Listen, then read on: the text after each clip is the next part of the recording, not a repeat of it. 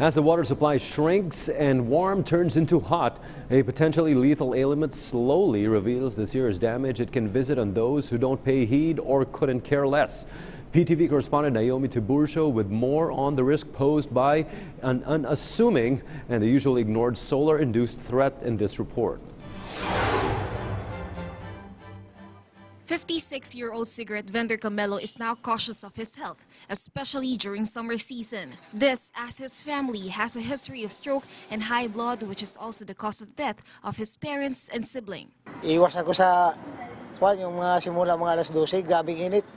Tapos di ako nag-iikot kaya mahirap. Iwas ako sa heat stroke. Tumatabi ako kaya naramdaman ko parang mahilo ka eh. Umiiwas ko kasi pag bumabad ka dyan, delikado yan. Baka bumigay yung katawan mo dyan. But despite the near summer heat, Camelo says he's still obliged to work in order to help support his family. That's why rest and a lot of water is his combat against the heat. Even 50-year-old traffic enforcer Rosauro is bracing himself on the summer heat. Puro tubig lang kami. Tubig. Yun ang kailangan namin eh. Lagi kami nasa gitna. Rain or shine, nasa gitna kami. Lalo pa ngayon, summer. Matindi. Ito na yung tinatawag namin sigurong maigpit namin kalaban. As the summer season draws near, the Department of Health or DOH is advising the public, especially the elderly, on the dangers of heat stroke. Usually nagsaspike talaga yan pag gantong summer na, no, mga April, May. Diyan tayo marami na-admit ng mga pasyente, especially nga the elderly.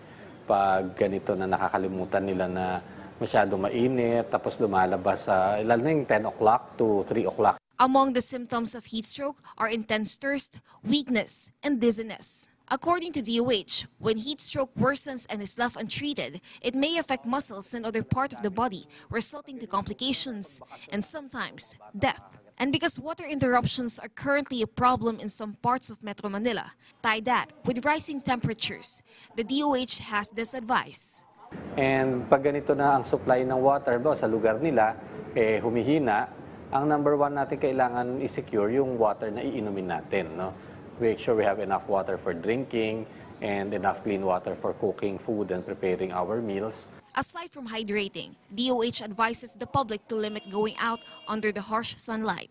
And when doing so, always wear protective gear against the heat. Naomi Tiburcio for The Nation.